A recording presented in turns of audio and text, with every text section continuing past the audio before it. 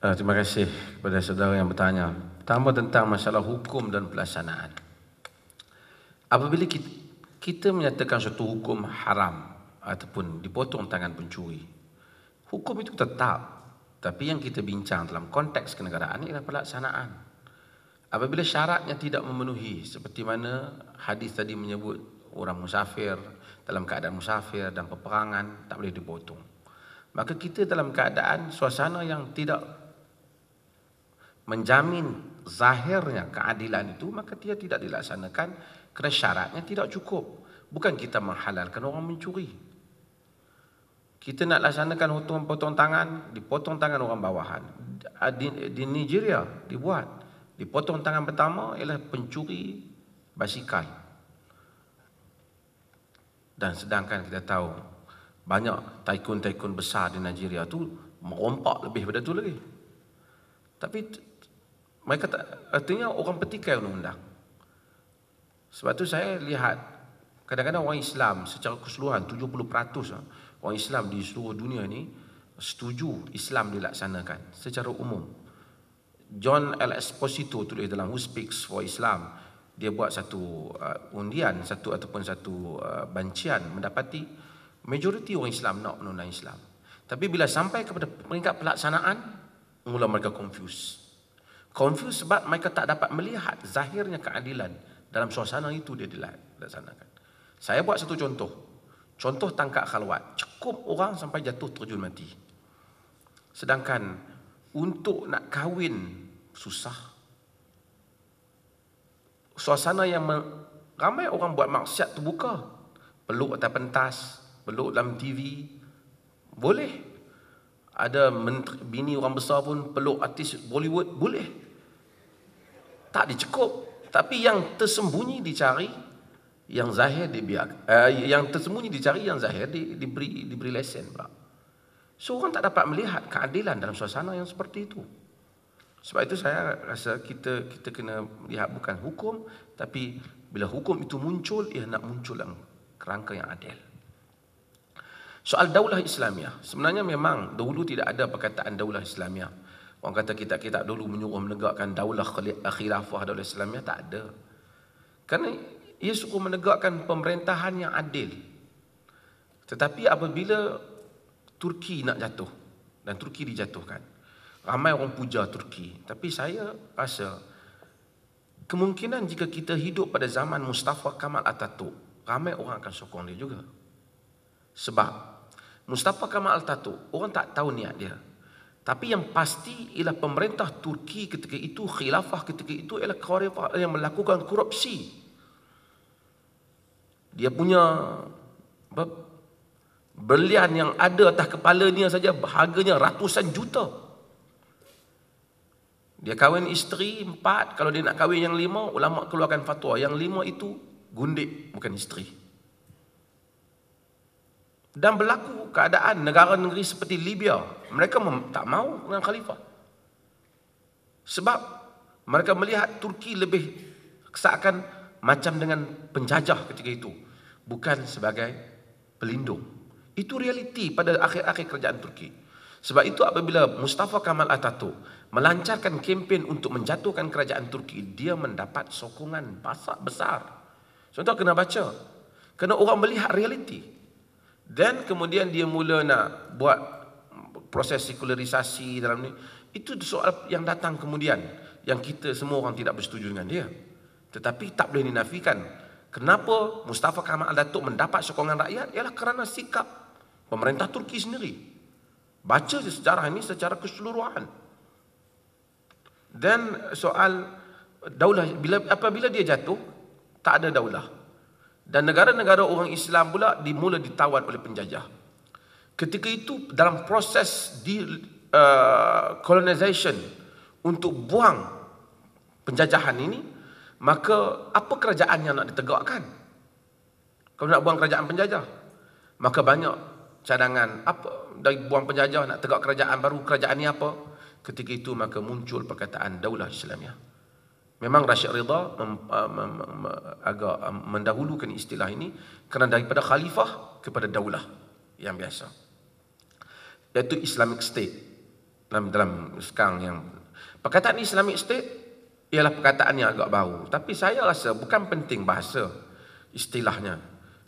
Dalam perbincangan fiqh dia kata la musyahata fi istilah, tidak ada perbalahan dalam istilah. Yang penting apakah konteks negara yang ditegakkan oleh orang Islam ialah negara yang memberikan keadilan kepada kita. Kita tengok Mesir. Dalam pasal ketiga tadi saya perlembagaan Mesir menyatakan rujukan tertinggi perlembagaan Mesir ialah Al-Quran dan Sunnah. Tapi apa jadi pada Mesir? Kalau setakat tak meletakkan perlembagaan. Dan kita tak boleh kata perlembagaan ini perlembagaan dibuat oleh tangan manusia. Bukan perlembagaan daripada Allah. Memanglah negara baru. Kalau saya doa pun, ya Allah turunkan sekeping perlembagaan, tak berlaku.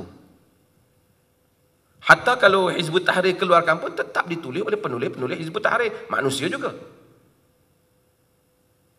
Maka perlembagaan, saya tidak mempertahankan perlembagaan Malaysia. Sama sekali tidak. Tapi saya nak supaya cara kita memahami isu itu hendaklah lebih luas. Of course kita akan buat perlembagaan dengan tangan kita. Tetapi perlembagaan itu dibina atas prinsip apa? Itu saja yang patut kita bincangkan. Dan kita ada suasana yang berbeza. Apa pandangan umat Islam sekarang tentang Amerika? Yang masuk campur dengan negara-negara orang Islam. Bagi masuk campur negara orang Islam, bukan Islam. Kita tak setuju. Semua dunia komplain. Amerika nak jadi polis dunia. Tetapi jika saudara baca dalam kitab-kitab lama tentang Darul Islam, Darul Kufur dan seumpamanya, kerajaan Islam dia masuk negara-negara sebelah. Artinya kalau kita di Malaysia tengok Thailand bukan negara Islam, kita kena tawan Thailand. Bila kita dah jadi negara khalifah nanti. Negara Islam. Adakah kita terima kerana perkara itu? Kalau kita, dunia tak dapat terima konsep itu sekarang. Dan saya kata pun tidak ada kepentingan. Dulu perkara itu dilakukan disebabkan kerana tujuannya ialah dakwah. Jika tak buat begitu, maka orang di Thailand tak akan tahu apa itu Islam. Tapi sekarang Islam sudah masuk dalam internet, dalam pos, semua orang tahu Islam. Pilihan di tangan anda. Kalau anda nak tahu Islam, boleh tahu Islam. Boleh layari, boleh tahu Islam. Kita negara yang perlembagaannya duduk dalam negara Malaysia 50 tahun pun orang Islam macam tu juga, yang bukan Islam. Krisis macam tu lagi tak pening ada. Sebab bukan soal pemerintah saja, tapi soal dakwah.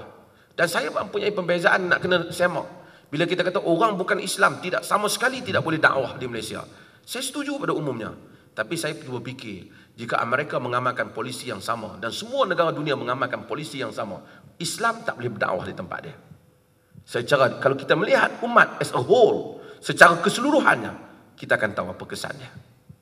Tapi kalau kita nak tengok Islam tu kat Malaysia je, bolehlah kita buat yang tu. Tapi kalau kita kata, maka kalau dia orang react bahawasanya oleh kerana itu yang diamalkan dalam negara Islam, pendakwah Islam tak boleh berceramah di Amerika kepada kaum Kristian, Didat ke apa, Zakir Naik itu tak boleh datang sini untuk berceramah. Semua siapa pun di UK dia tak boleh buat. Kalau mereka laksanakan benda yang sama, kita akan tahu kesannya secara keseluruhan. Sekarang saya sebut 1934 sehingga 1984, 245% perkembangan Islam dalam dunia ni. Bukan kerana perang, kerana pendakwah. So kita ada suasana yang berbeza.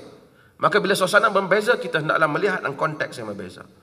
Dan saya tengok tentang masalah tadi soalan tentang mesti sihat tubuh badan. Tu syarat khalifah. Syarat khalifah kena sihatlah, tapi Gus Dur telah jadi.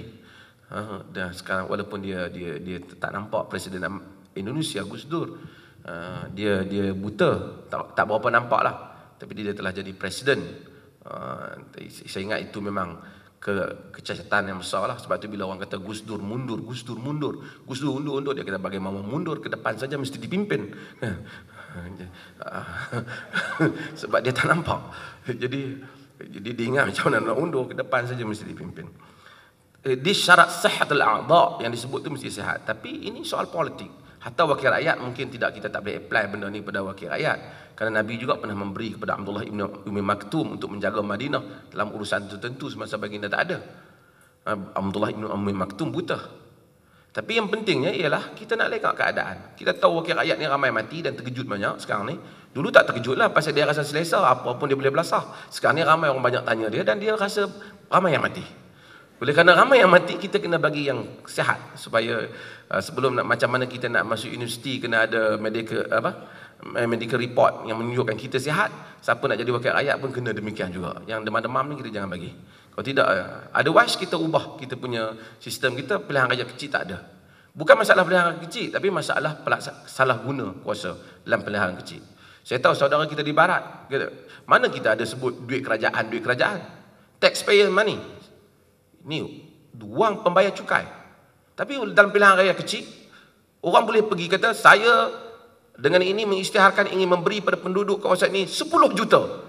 Kaya kau bagi. Bukan dia bagi duit dia bagi duit kita yang bayar cukai, gula naik 20 sen, ni lagi 95 lagi petrol nak naik. Dia boleh buat macam tu. Istilah pun tak betul. Kerajaan membantu. Terima kasih. Murah-murah makcik yang naif politik ni. Makcik pun kata, saya berterima kasihlah kerajaan kepada menteri sekian-sekian kerana sudi memberi pada kami. Macam duit mak bapak kau bagi. Kerana memberi pada kami 5 juta untuk buat bangunan. Betul Dr. Ridwan. Kena bagi 5 juta buat bangunan. Itu bukan duit kau, duit kita. Kita bayar. Masuk KFC pun you kena bayar cukai. Jangan saya tak bayar apa pun. Ada tak bayar. Petrol you, apa lagi. Masuk KFC, masuk apa, semua bayar. Bila you nak belanja, dengan kesepakatan kita lah. Ikut peraturan. Saya tidak belah mana-mana pembangkang atau pekerajaan. Bukan saya, tapi cara menguruskan negara. Dan ini golongan ugamawan mesti jadi cerdik. Dia jangan faham nas 1400 tahun lepas. Dia melihat apa konteks yang berlaku pada hari ini. Jadi ada orang tanya tadi, negara sejahtera atas nama perpaduan Melayu. Saya tak membincanglah ni, tapi saya rasa negara kita kena ada checks and balance. UMNO dan PAS boleh bekerjasama dalam perkara-perkara yang ada yang common ground. Banyak benda yang common ground.